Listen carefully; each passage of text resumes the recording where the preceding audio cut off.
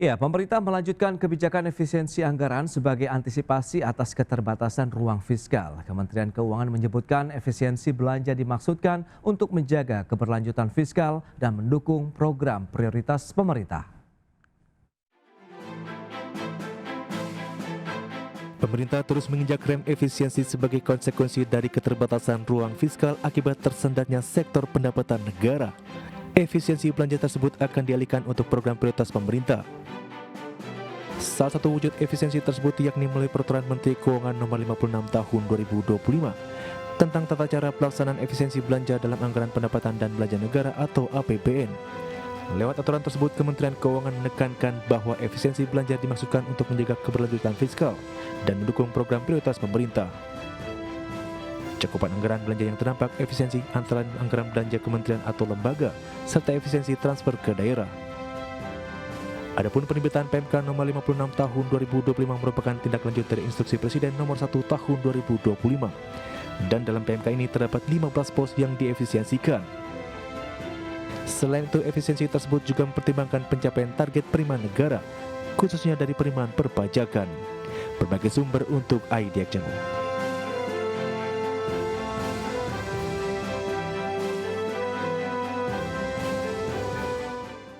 Ya, pemirsa, untuk membahas tema kita kali ini, efisiensi anggaran berlanjut demi menjaga kesehatan APBN, kita sudah tersambung melalui Zoom bersama dengan Bapak Didi Leonardo Manaba. Beliau adalah Wakil Ketua Umum DPP Association of the Indonesian Tours and Travel Agencies atau ASITA. Kemudian juga sudah bergabung Pak Trubus Rahadiansa, Ketua Umum Asosiasi Analis Kebijakan Indonesia. Langsung saja kita sapa ini. Halo Pak Trubus, apa kabar?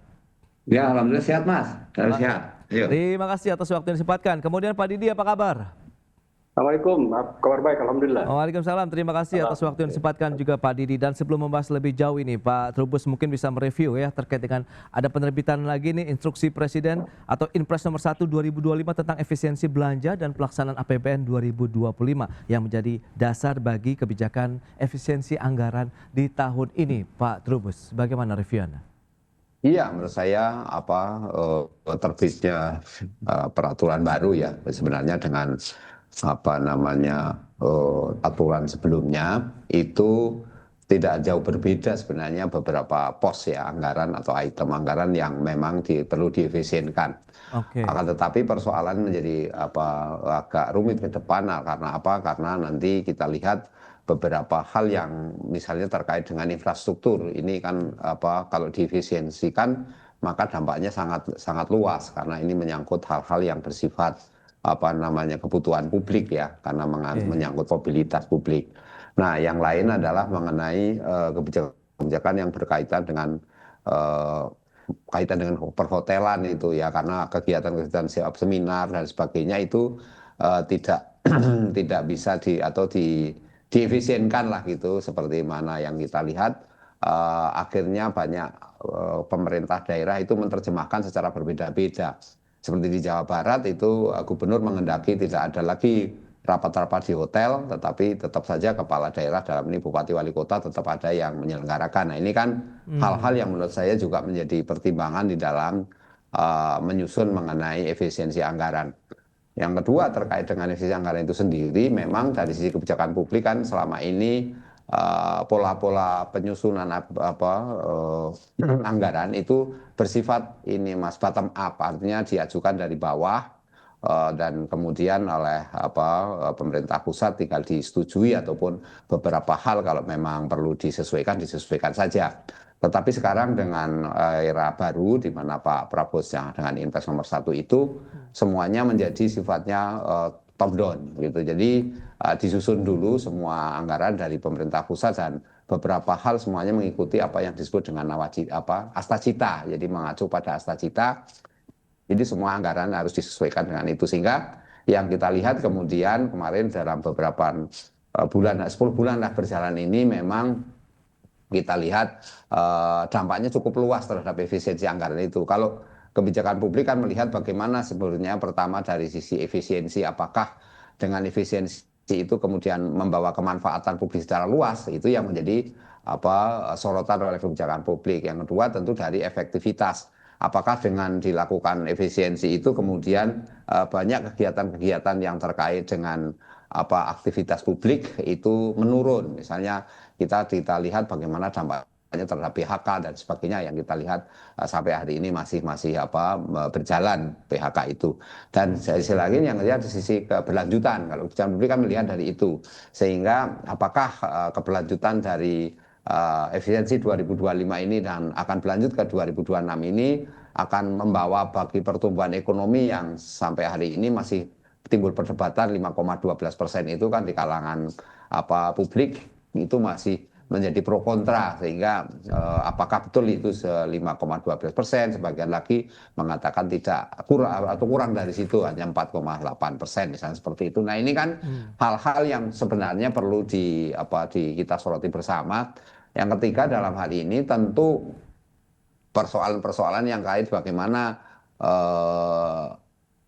urgensi terhadap efisiensi itu yang manakala kemudian menyentuh ke sektor-sektor yang sangat dibutuhkan oleh publik gitu lah. Ini yang menurut saya pemerintah saya melihat belum, misalnya penciptaan lapangan pekerjaan ini kan belum terlihat secara konkret, yang ada hanya kegiatan-kegiatan yang sifatnya prioritas.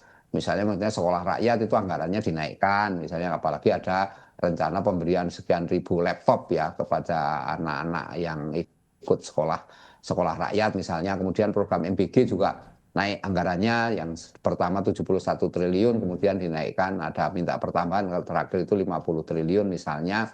Nah, kemudian juga program-program lain seperti cek kesehatan gratis misalnya juga membutuhkan anggaran yang cukup besar, apalagi juga kemarin beberapa kementerian lembaga yang terpaksa minta revisi lah, revisi terhadap anggaran yang sudah ditetapkan itu. Nah ini menurut saya hal-hal yang memang harus menjadi sorotan kita bersama, bagaimana kemudian agar publik itu tidak dalam posisi yang makin sulit, kira-kira seperti itu dengan adanya. Baik Pak Trubus, analisis yang menarik. Nah Pak Didi selaku pelaku usaha begitu ya, yang memang melihat langsung kondisi realitanya di lapangan begitu, bagaimana Anda melihat dengan langkah-langkah kebijakan efisiensi anggaran yang dilakukan oleh pemerintah, tadi sempat disinggung juga begitu untuk kegiatan-kegiatan di hotel, kemudian restoran dan lain-lain begitu. Apakah ini berdampak juga terkait dengan biro perjalanan?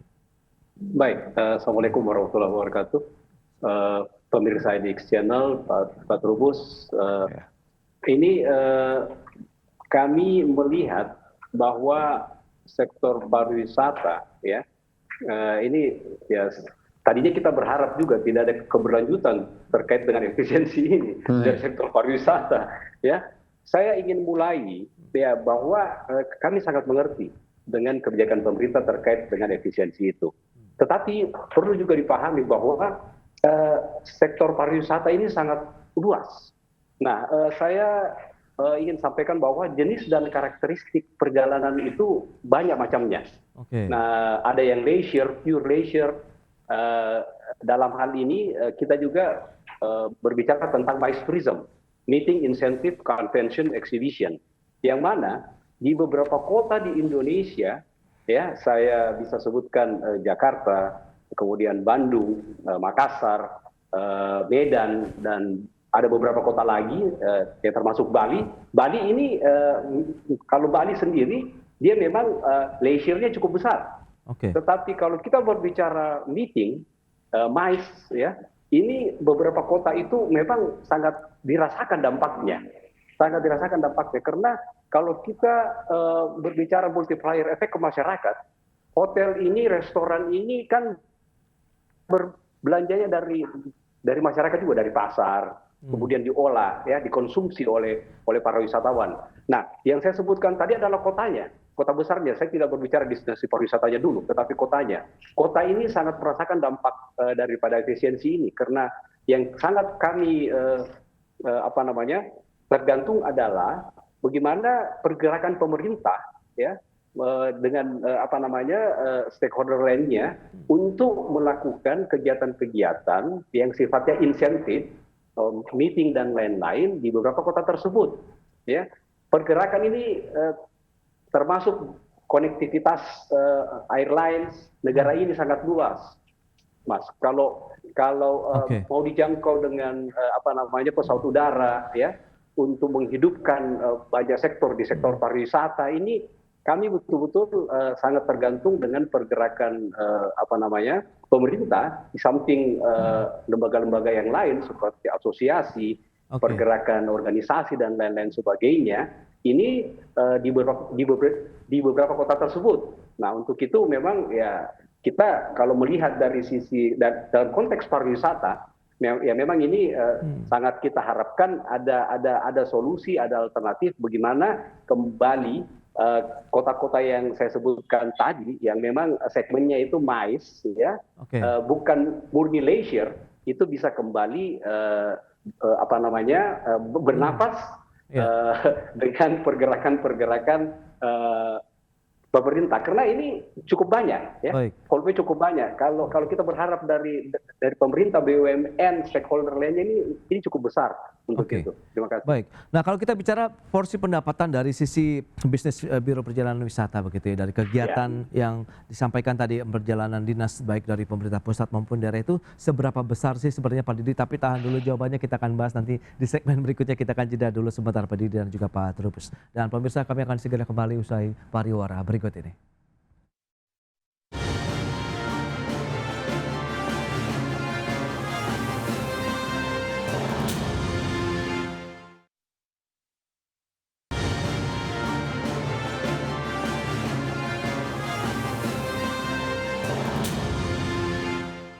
Ya, Anda masih menyaksikan Market Review pemirsa, dan berikut ini kembali kami sampaikan data untuk Anda terkait dengan pergerakan defisit APBN kita akan seperti apa. Ini dia seperti yang bisa Anda saksikan juga di layar televisi Anda. Defisit APBN kita akan lihat persentasenya terhadap PDB seperti apa dari tahun 2018 sampai dengan proyeksi di tahun 2025.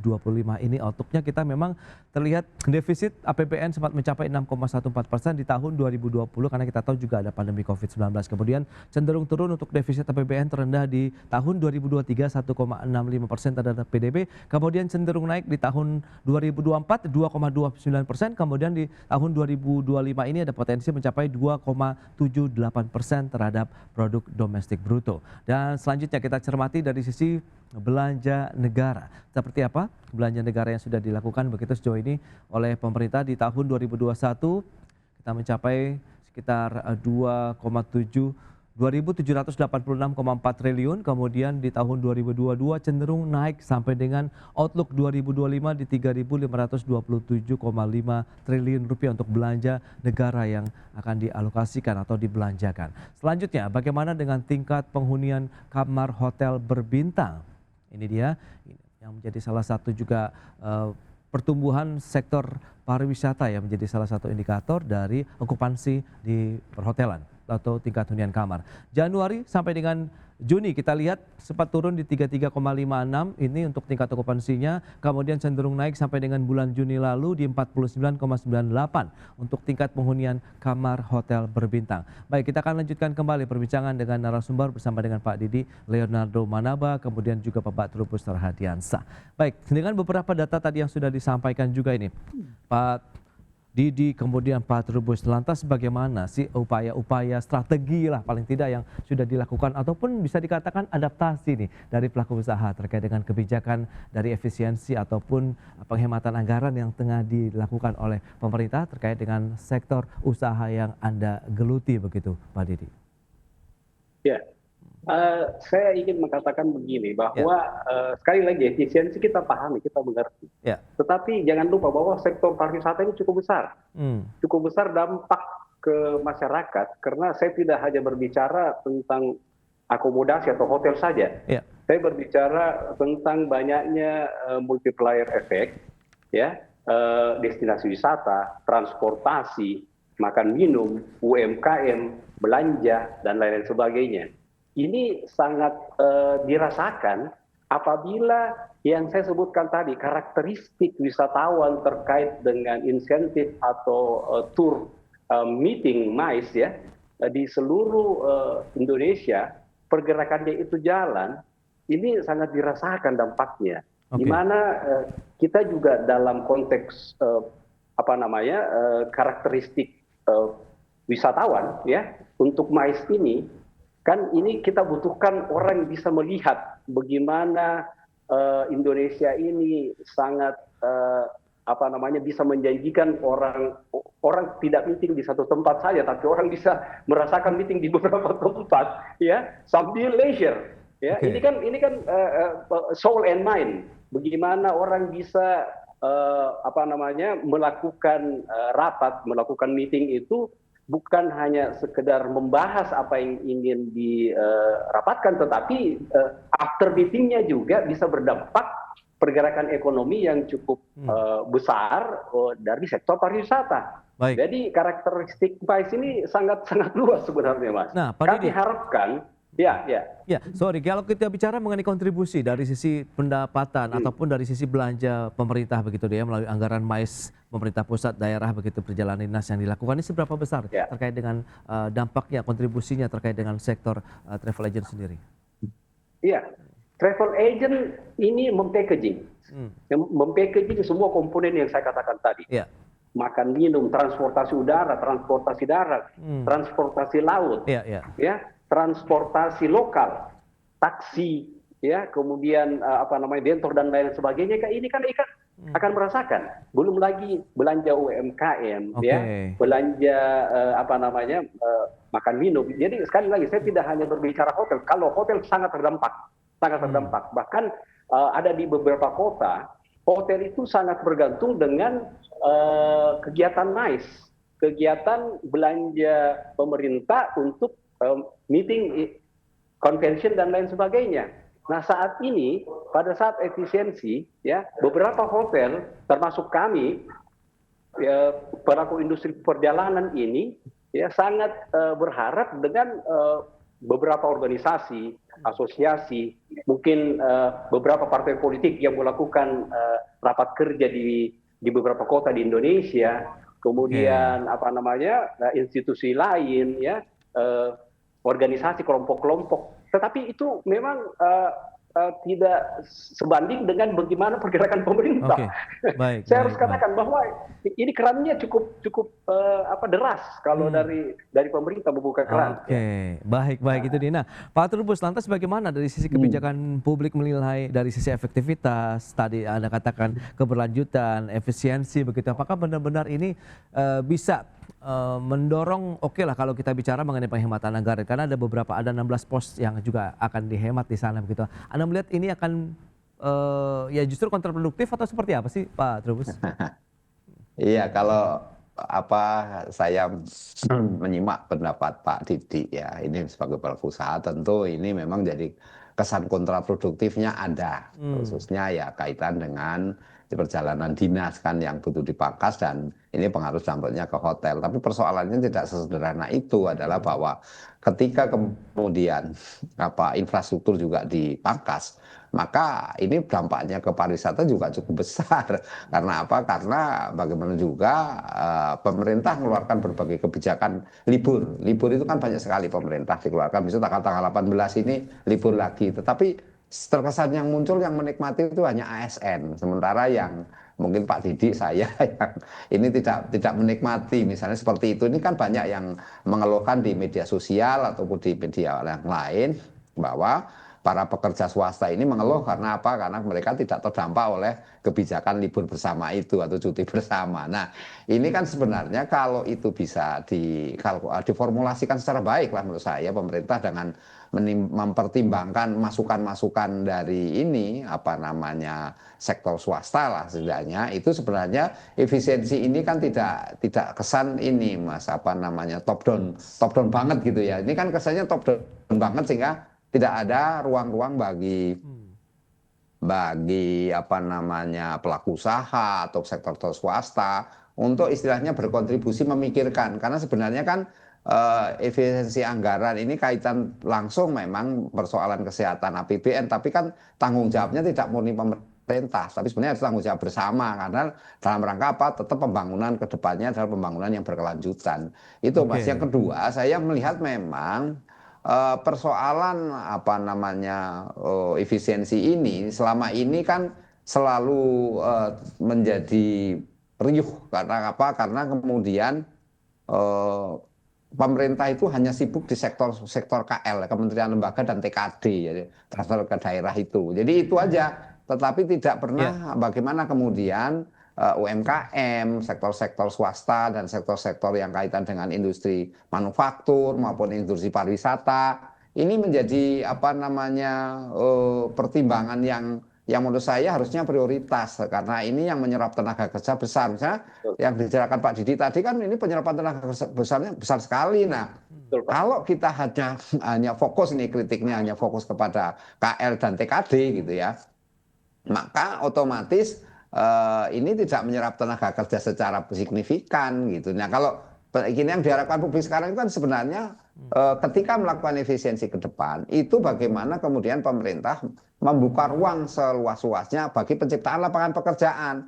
Nah, lapangan pekerjaan yang paling cepat itu ya di sektor pariwisata itu cepat sekali karena dan itu sangat besar. Tadi dijelaskan sama Pak Didi, sektor swasta pariwisata tidak hanya melulu konteksnya ini ya perjalanan, tapi lebih kepada juga bagaimana tempat-tempat wisata itu menyerap tenaga kerja. Itu intinya kan seperti itu. Pak Trubus, tapi kalau kita kaitkan dengan pelebaran defisit APBN begitu kan upaya juga pemerintah harus menjaga ketat sekali begitu dari sisi fiskal kita untuk tetap aman khususnya dari APBN.